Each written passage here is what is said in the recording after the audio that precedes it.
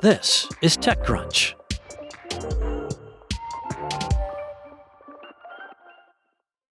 Generative AI has become a key part of coding workflows, but most companies struggle to track its use, let alone its return on investment.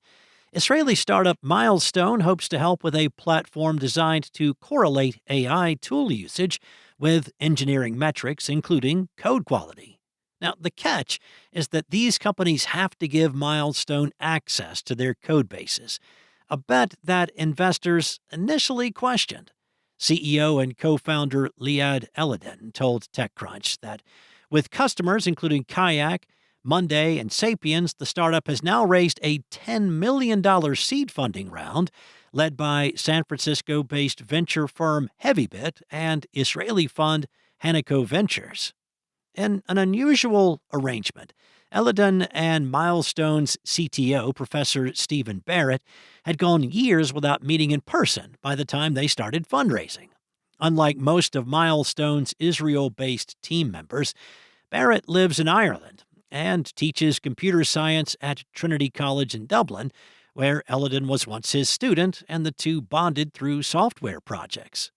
Despite the distance, though, the duo kept in touch over the years and eventually decided to found a startup focused on engineering efficiency, just as coding assistants and other code generation tools were taking off.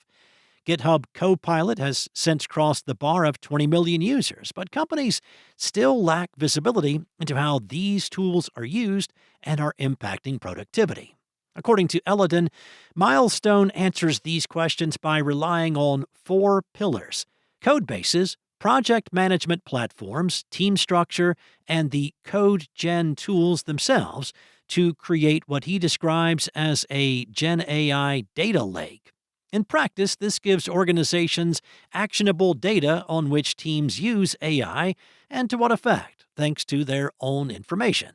Armed with this data, managers under constant pressure to leverage AI to push productivity are, for instance, able to measure feature delivery speed, and they can find out whether recent bugs were caused by AI-generated code and can make informed decisions on where to implement these tools. This also gives Milestone a front-row seat on ROI, the holy grail question that it aims to answer granularly for its customers. But on a high level, he said, "We don't have a customer that used Milestone and said, okay, Gen AI doesn't help me. I'm going to revoke all my licenses." It's actually the opposite. They want to try more Gen AI tools. This fast-paced adoption also means that Milestone has to keep up with a rapidly evolving landscape. He said, "It used to be autocompletes, then it was chat, then it was agentic-based chat, and it keeps going." That's also where Barrett's academic background helps the team understand the wave of transformation that its customers are going through. The professor told TechCrunch, "A lot of the things that we used to think about engineering are going to have to change. I think in some sense, AI is filling out the team and the engineers are now becoming managers."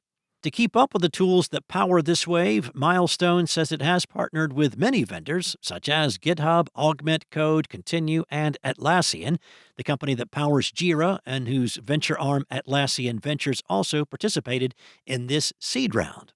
Now, the round was also supported by angel investors, including GitHub co-founder Tom Preston Werner, former AT&T CEO John Donovan, Accenture's senior tech advisor Paul Doherty, and Datadog's ex-president Amit Agrawal, who all understand that what Milestone is building is relevant for the enterprise market.